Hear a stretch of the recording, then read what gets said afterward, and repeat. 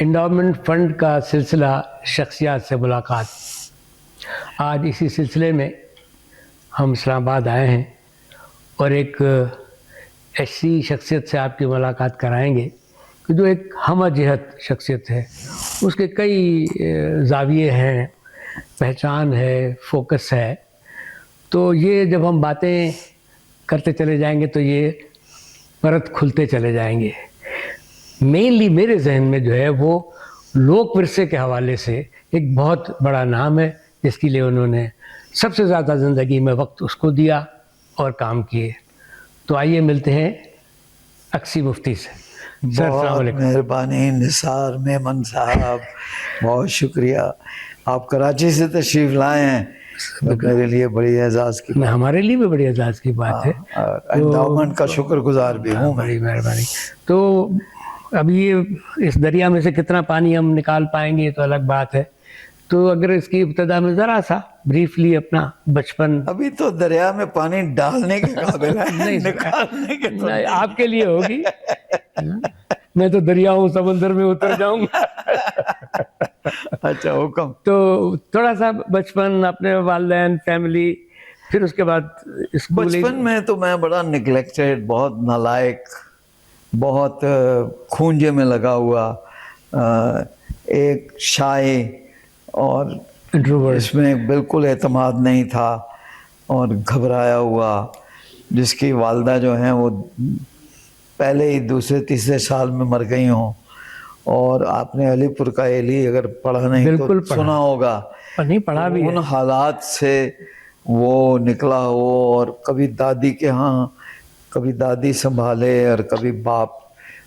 ماں جو نہیں تھی تو باپ جو ہے وہی ماں بن گیا. تو والد صاحب جب میں تھوڑا بڑا بھی ہو گیا تو میں تو ریڈیو کے اسٹوڈیوز میں پلا ہوں، چونکہ والد صاحب کو ریڈیو میں نوکری مل گئی as a script writer Lahore میں.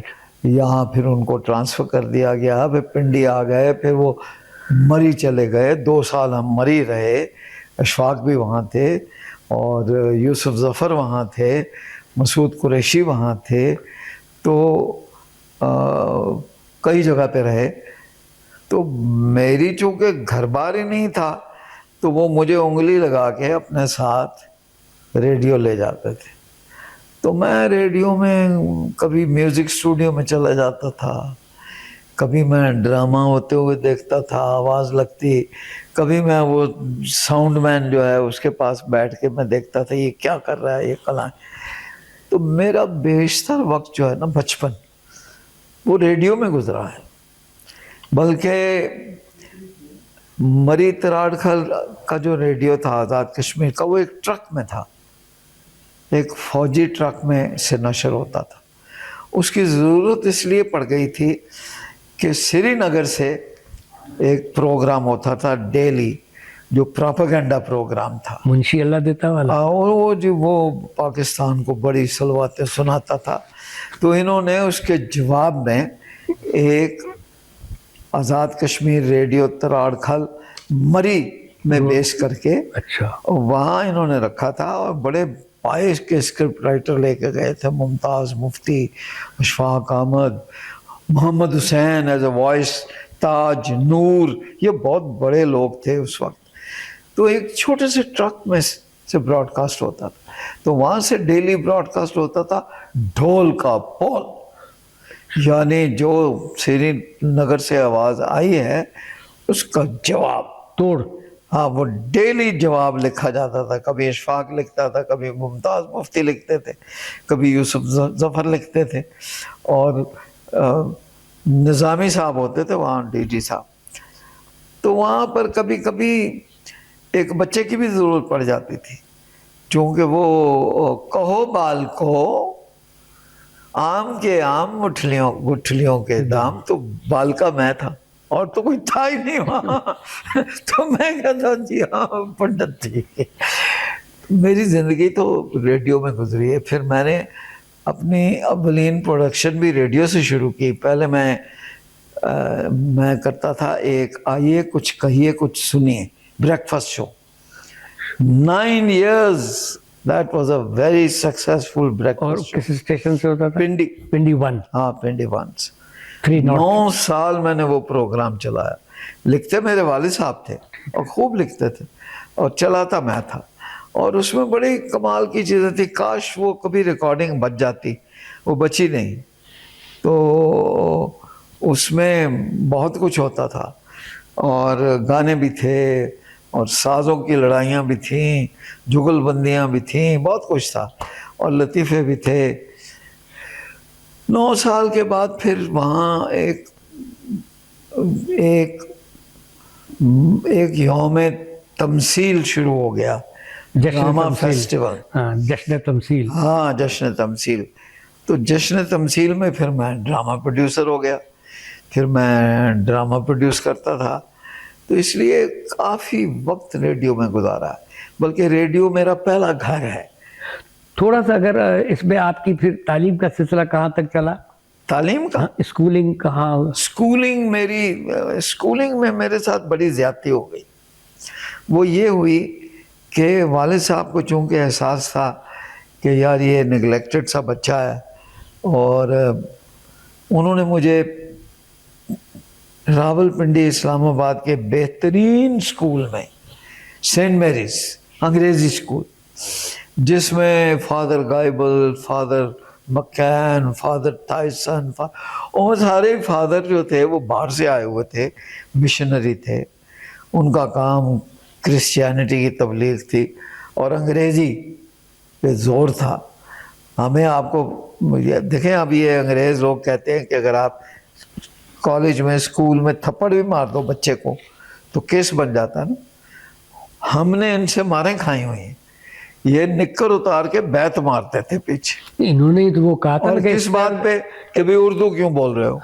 Spare the rod and spoil the child. یعنی ہم اسکول، ہمارا اسکول ایسا تھا کہ اگر ہم پنجابی نہیں اردو بولتے ہوئے اگر پکڑے جائیں کیمپس پہ تو فادر مکین کان سے پکڑ کے لے جاتا تھا اور اپنے آفس میں لے جاتا تھا. وہاں جا کے اسکول کی یونیفارم تھی نکر، ظاہر ہے 3ری 4تھی 5ویں 6 چھٹی 7ویں جماعت تک نکر ہی ہوتی تھی. تو کہتا تھا نکر اتار، اور نکر نیچے کر کے تو اس کے پاس ایک شوشک ہوتی تھی، فشوں فشوں وہ مارتا تھا بڑی زور سے. بڑا خوش ہوتا تھا مار کے بچوں کو. اب دیکھو وہی انگریز ہیں. اب وہی انگریز ہمیں کہتے ہیں خبردار بچے کو تھپڑ نہیں مارنا، مارو گے تو تمہیں کچہری لے جائیں گے اور تم پہ جرمانہ ہو جائے گا اور تمہیں یہ. تو میں پڑھا ہوں ایک ایسے انگریزی اسکول میں جہاں اردو بولنا منع تھی. تو سارا وقت وہاں پڑھا ہوں. پھر میٹرک بھی وہیں سے کہیں سینٹ میری سے. اس کے بعد میرے والد کی ہو گئی لڑائی، چونکہ اسکول کا فادر تھا، اس کو فادر کہتے تھے، فادر تائسن پرنسپل تھا، اور اکسی مفتی کا باپ تھا ممتاز مفتی. تو دونوں کی لڑائی ہو گئی. فادر تائسن کہے، کیونکہ اکسی مفتی اس وقت تک کچھ سمجھدار ہو گیا تھا، کیمپ فائر میں حصہ لیتا تھا، بوائے اسکاؤٹنگ کرتا تھا اور ڈرامہ شرامہ کرتا تھا اور لوگوں کو کیمپ فائر میں ہنساتا تھا. یہ فن اندر ہی تھا پہلے سے. تو فادر تائسن کہتا تھا کہ نو نو نو نو اکسی جو ہے یہ برائٹ لڑکا ہے اور میں چاہتا ہوں کہ یہ جونیئر کیمبرج اور سینئر کیمبرج کرے. میرا باپ کہتا تھا کہ دیکھو میری بات سنو، میں نہیں چاہتا کہ یہ جونیئر کیمبرج کرے، میں چاہتا ہوں یہ 10ویں پاس کرے، عام 10ویں پاس کرے. تو فادر تائسن نے کہا کہ ٹھیک ہے، پھر میں اس کا اسکول میں داخلہ بند، لے جاؤ میرے اسکول سے، میں فادر ہوں. تو میرا باپ کہتا تھا کہ نہیں باپ تو میں ہوں، تم کہاں سے آ گئے باپ. تو دونوں کی لڑائی ہو. اب ممتاز مفتی بھی بڑی ہٹ کے پکے تھے. میں مارا گیا اندر سے. میں مارا اس لیے گیا کہ میں اسکول سے اٹھا لیا گیا، اور والد صاحب نے بڑے جوش سے، ممتاز مفتی صاحب نے نعرہ لگایا کہ فکر نہ. میں نے کہا سر میرا حساب بڑا کمزور ہے، اس اسکول میں حساب نہیں پڑھایا جاتا، میتھمیٹکس تو میں 10ویں کیسے پاس کروں گا؟ یہاں تو زوزافکل کے بٹوں کے وہ سوال آتے ہیں، میں تو نہیں کر سکتا۔ تو والد صاحب نے کہا میں پڑھاؤں گا، حالانکہ ان کو خود بھی حساب نہیں آتا تھا۔ تو میں نے والد صاحب سے مار بھی کھائی حساب پڑھتے ہوئے۔ پھر میں نے رہائی اس طرح ہوئی کہ مجھے ایک بھلے مان سے ٹیچر مل گیا ٹیوشن، اس نے مجھے حساب پڑھا دیا تو میں پاس ہو گیا۔ اس کے بعد میں کالج والے کچھ دیر خراب ہوا کراچی میں، اسلامیہ کالج کراچی، حیرت انگیز کالج، میں نے ایسا کبھی زندگی میں کالج دیکھا نہیں تھا۔ پیر منگل بدھ جمعرات جمعہ خالی، یہ کلاس روم ہے نا خالی پڑا ہو، ایک ٹنٹنو اکسی مفتی بیٹھا ہے اور ایک بڑی بڑی اینکوں والی ایک بڑی پڑھاکو سی خاتون قسم کی ایک عورت پہلے بینچ پہ بیٹھی ہے، باقی خالی۔ اور جو ہی آیا ہفتہ اور اتوار تو بھر گیا، روشن دانوں سے لوگ دیکھ رہے ہیں، لٹک رہے ہیں اوپر سے۔ تو وہ کالج تھا ان لوگوں کے لیے جو نوکری کرتے ہیں اور ہفتے اتوار کو پڑھ کے کسی صورت ڈگری لے لیتے ہیں۔ تو میرا تو دل و چاٹ ہو گیا، میں نے کالج جانا ہی چھوڑ دیا، میں طبلہ وبلہ بجانا شروع کر دیا، استاد سلامت علی نزاکت علی کا گانا شروع۔ میں گیا ہی نہیں 2 سال، میں 2 سال کالج نہیں گیا، داخلہ مل گیا، پاس ہو گیا، پاس ہونا مجھے آتا تھا، پر یہاں آ کے مجھے پھر گارڈن کالج میں داخلہ ملا پنڈی۔ ہاں، وہاں سے میں چمک پڑا، چونکہ گارڈن کالج میں ہر کلچرل ایکٹیویٹی جو ہے وہ میرے ذمہ آ گئی۔ آرٹ کلب بھی مجھے دے دی گئی، پینٹر کلب بھی مجھے دے دی گئی، ڈرامہ کلب بھی مجھ کو مل گئی، بار کلب بھی مجھے مل گئی، ڈیبیٹنگ بھی مجھے مل گئی، حتیٰ کہ پنجابی ڈیبیٹنگ جو ہے وہ بھی انہوں نے مجھے پکڑا دیا۔ عجیب و غریب ڈیبیٹس ہوتی تھی، بڑی انٹرسٹنگ ڈیبیٹس ہوتی تھی۔ مثلا ایک ڈیبیٹ ہوتی تھی کہ پنجابی ڈیبیٹ بڑی مشہور تھی، کھچا کھچ لیاقت میموریل ہال بھرا ہوتا تھا اور لوگ آئے ہوتے تھے، پتہ نہیں کہاں سے آتے تھے، پنجابی ڈیبیٹ۔ تو اس میں موضوع تھا ایک، مجھے ابھی بھی یاد ہے کہ 4 کتاباں، پنجابی سمجھتے ہیں؟ سندھ سے آئے ہیں، پنجابی سمجھتے ہیں۔ 4 کتاباں آسمانوں آئیاں، 4 کتاباں آسمانوں آئیاں، تے 5واں آیا سوٹا، تے 4 کتاباں کسے نہ پوچھیا تے سوٹا پوت کھلوتا۔ یہ ہمارے ٹاپک تھا۔ یہاں بڑے انٹرسٹنگ ٹاپک ہوتے تھے کہ جڑا سکھ چھجو دے چبارے، وہ نہ بلخ نہ بخارے۔ تو اس طرح کی بڑی رنگین ایک زندگی تھی جو میں نے گارڈن کالج میں گزاری۔ وہ اتنی بریلینٹ زندگی ہو گئی، میں بڑا ہی نالائق تھا بچپن میں، اتنا ہی میں پتہ نہیں کیسے لائق ہو گیا۔ اللہ کی دین ہے، لائق تو نہیں ہوا لیکن نالائق تو نہیں رہا، نالائق نہیں رہا، اور طرح کی بریلینس ایک نکل آئی، ڈرامے میں، ناچ میں، موسیقی میں۔ تو اس دوران آپ نے بی اے کر لیا؟ میں نے وہاں نہیں، میں نے بی اے آنرس کیا وہاں، بی اے آنرس کیا۔ پھر میں گورنمنٹ کالج لاہور چلا گیا۔ اوکے۔ گورنمنٹ کالج لاہور میں اس وقت بہت بڑے استاد تھے ہمارے، بعد میں جو سیکٹری آ گئے، بڑے عظیم نفسیات کے وہ استاد تھے، تو میں ان سے پڑھا ہوں۔ ایم اے میں نے وہاں کیا، ایم اے سائیکالوجی۔ ایم اے سائیکالوجی کرنے کے بعد مجھ پہ کچھ دیر میں نے ٹی وی کے لیے کام کیا، کیونکہ ٹی وی والے وہ اسلم اظہر مجھے بلا لیتا تھا بار بار کہ آؤ یار ہمارے لیے کوئی پروگرام کرو۔ تو اس کے بعد پھر میرے دل میں ایک بات آ گئی، میں نے پہلی بار ایک کتاب لکھی، بیٹھ کے میں نے انگریزی اپنی طرف سے میں نے بڑا کمال کیا۔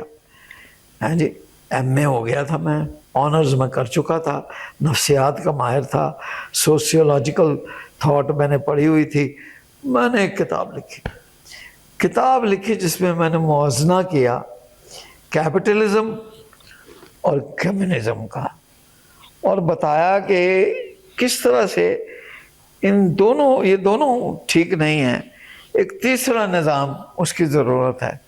اور میں نے وہ کتاب لکھی، کافی ضخیم کتاب میرے پاس اوپر پڑی ہے۔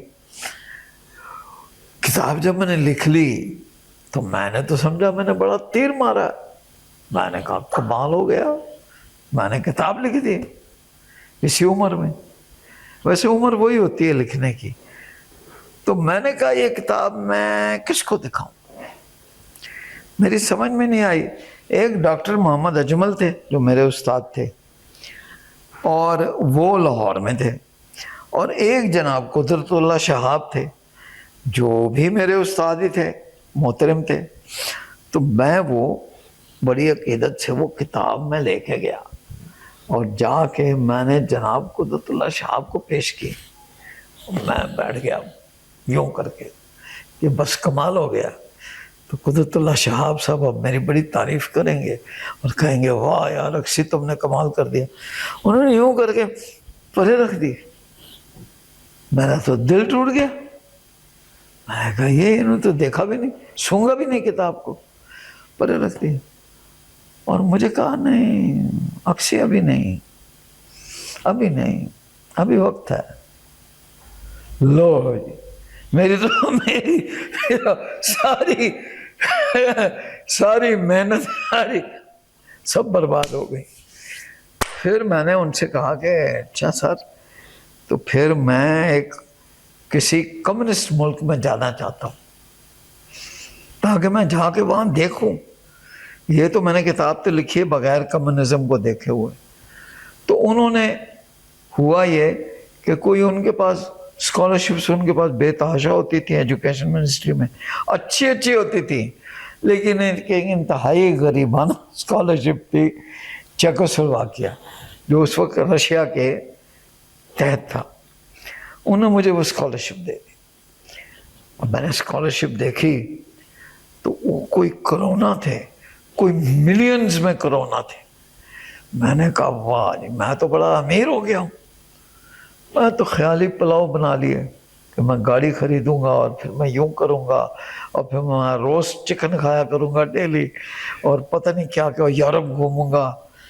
وہاں میں گیا تو وہ جو ملین تھے نا، انہوں نے کہا جناب 3/4 ملین جو ہیں وہ تو ادھر دھر دیں ہاسٹل کا کرایہ ہے، باقی یہ 5 روپے میں سے 4 آنے، 5 کروڑے کے یہ نوٹ، یہ آپ کو واؤچر دے دیتے، پیسے بھی نہیں دیے، واؤچر لے لیں، یہ جا کے کینٹین میں کھانا کھا لیا کریں۔ تو میں تو انتہائی غریب ہو گیا، میرے پاس تو بوتل پینے کا پیسہ نہیں تھا، کہیں باہر جانے کا پیسہ۔ تو میں نے ایک کال کوٹھڑی میں، ایک ڈارمیٹری چھوٹی سی تھی، اس میں نے 2 سال گزارے، اور جتنی میں نے یہ جو علم حاصل کیا ہے، جن کی بدولت جس وجہ سے میں کتابیں لکھ رہا ہوں، اللہ پہ لکھ رہا ہوں، حضور محمد پہ لکھ رہا ہوں، پیس بی آن ہم، یہ اس زمانے کی پڑھائی، وہ 2 سال کی جو کال کوٹھڑی تھی اس میں جو میں نے پڑھی وہاں۔ اچھا وہاں بھی بڑا دلچسپ معاملہ رہا۔ وہاں معاملہ یہ ہوا کہ انہوں نے مجھے کہا جی آپ پی ایچ ڈی کے اسٹوڈنٹ ہیں، آپ کو جا کے انسٹیٹیوٹ آف فلاسفی پروفیسر سویکل کو جا کے ملیں، وہ آپ کا انچارج ہے۔ تو میں گیا، میں پروفیسر سویکل کو ملا، تو سویکل صاحب نے کہا جناب میں تو انگریزی نہیں جانتا۔ میں نے کہا جناب میں تو چیک زبان نہیں جانتا، تو ہم آپس میں بات ہی نہیں کر سکے۔ وہ میرا استاد، تو وہ بھی ختم ہو، استادی بھی مک گئی، وہ شاگردی بھی ختم ہو گئی۔ I was on my own۔ اب دوسرا مسئلہ وہاں یہ ہوا کہ سارے چیکوسلواکیہ میں انگریزی کی کتاب ہی نہیں۔ جب میں ان سے شکایت کروں تو وہ کہیں تو مفتی صاحب آپ سے تو کہا چیک زبان سیکھ لیں، میں کہوں نہیں میں نے نہیں سیکھنی، 2 سال میں ہمیں چیک زبان پہ خرچ کروں. تو وہاں میری ملاقات ہوئی ڈاکٹر پروفیسر یان مارک. وہ اورینٹلسٹ تھے اور علامہ اقبال کے ماہر تھے. انہوں نے علامہ اقبال کی شاعری کو چیک زبان میں پبلش کیا تھا، اور انہوں نے جو سامنے والی سڑک تھی وہ علامہ اقبال کے نام پہ رکھی، اور علامہ اقبال کا مجسمہ چوراہے میں نصب کیا تھا. اتنے وہ کمیٹڈ تھے علامہ. پاکستان کے لیے بڑے لوگ تھے کسی وقت میں.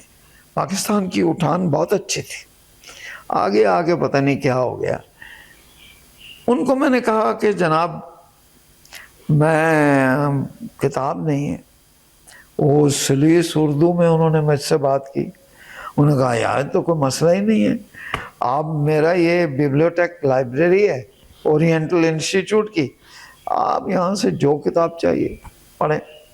تو جب میں اس بیبلیوٹیک اس لائبریری میں گیا تو میری تو آنکھیں کھل گئی. میں نے تو یہ کبھی یہ والا پاکستان تو میں جانتا ہی نہیں تھا. تو وہاں ملا پہلی کتاب دیکھیں، ملک سے دور جا کے ملک کی شناخت مجھے ہوئی. کتنے عجیب بات ہے. ملک کی تعلیمی نظام میں مجھے نہیں بتایا کہ یہ ملک کیا ہے. پہلی کتاب Kashf al-Mahjub, unveiling of the veiled one. دوسری کتاب نکلسن کا آربری کے ترجمے، بلے شاہ، شاہ حسین، شاہ لطیف. وہ تو میرے لیے تو میں نے تو کبھی، مجھے تو معلوم ہی نہیں تھا کہ یہ کوئی شخصیات پاکستان سے تعلق رکھتی ہیں. نہ ساری سینٹ میریز کیمبرج اسکول میں یہ پتہ، نہ ساری کالج ایجوکیشن میں، نہ پوری نفسیات پڑھ لی. وہ نفسیات بھی کون سی پڑھی سر؟ کتاب تو امریکہ میں چھپ کے آتی تھی، وہی پڑھتے رہے ہم. اس میں پاکستان میں ساس بہو کا جھگڑا تو تھا ہی نہیں اس میں. تو ہماری تعلیم جو ہے وہ بڑی ناقص ہے، وہ انڈیجنائز نہیں ہوئی. ہمارے پروفیسر حضرات جو ہیں انہوں نے کسی علم کو لوکلائز پاکستانی نہیں بنایا. وہی علم ہے جو باہر سے آتا ہے وہی ہم. تو میری ساری گرومنگ جو ہے وہ چیکوسلواکیہ میں اپنی کاوش سے ایک کال کوٹھڑی میں بیٹھ کے ہوئی. 2 سال میں نے وہاں بیٹھ کے بڑی بڑی کتابیں پڑھی ہیں. اور یہ تمام کتابیں وہاں سے مجھے شوق ہوا، مجھے احساس ہوا کہ یار یہ جو میں C S P V S P کر رہا تھا اور یہ ٹیلی ویژن پہ، یہ تو سب غلط تھا. مجھے تو واپس جانا ہے اور مجھے پاکستان کے لوک ورثے پہ کام کرنا ہے. یہ لوگ ہیں بلے شاہ، شاہ حسین، شاہ لطیف، یہ پاکستان ہے. مجھے ان کے اوپر کام کرنا ہے، میں نے واپس جانا ہے. تو میرے اندر ایک خواہش، بڑی شدید خواہش پیدا ہوئی کہ میں یہاں پروفیسر تھا گورنمنٹ کالج میں، بلکہ سینئر پروفیسر ہو جاتا. میں واپس آیا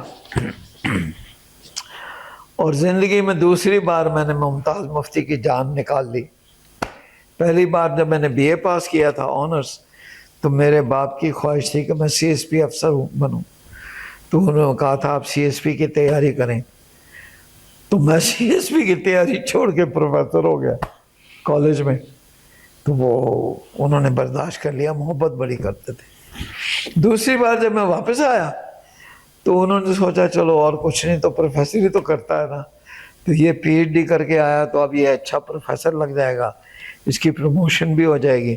میں نے کہا میں نے تو نہیں پروفیسری کرنی. انہوں نے کہا تو پھر تم نے کیا کرنا ہے؟ میں نے کہا میں تو لوک گیت اکٹھے کرنے ہیں پاکستان کے، میں نے تو زبانی روایات جو ہیں وہ اکٹھی کرنی سینہ بسینہ، میں تو ان کو ڈاکومنٹ کرنا ہے. انہوں نے کہا خدا کا نام لو یار کیا ہو گیا تمہیں. خیر والد صاحب شفقت محبت ان کی ایسی تھی. انہوں نے کہا اچھا بھائی کیسے کرو گے؟ اب باقی اللہ کی مہربانی ہے، چونکہ کوئی راستہ ہی نہیں تھا، کوئی راستہ، کوئی میری بات سنتا ہی نہیں تھا. جس کے بعد میں جا کے کہتا تھا کہ جناب میں نے ایک لوک ورثہ بنانا ہے. تو میرا مذاق اڑاتے تھے. سیکشن افسر جو تھے, ایجوکیشن منسٹری ہوتی تھی اس زمانے میں, وہ کہتے تھے اچھا مفتی صاحب پھر آپ سر پروفیسر کرتے تھے نا. میں جی سر تو وہ بڑا اچھا کام تھا, یہ بھی آپ کیا کرنا چاہتے ہیں؟ یہ آپ لوگ گیت ویت اکٹھے کریں گے, گانے. سر یہ کوئی کام ہے؟ ہنسی مذاق کرتے تھے. میں بڑا خوار ہوا ہوں. 1969 سے لے کے 1974 تک میں ایک ادارے میں گھوما ہوں. نیشنل کاؤنسل فار انٹیگریشن ہوتی تھی, غنی عرابی وغیرہ ہوتے, سب کے پاس گیا ہوں.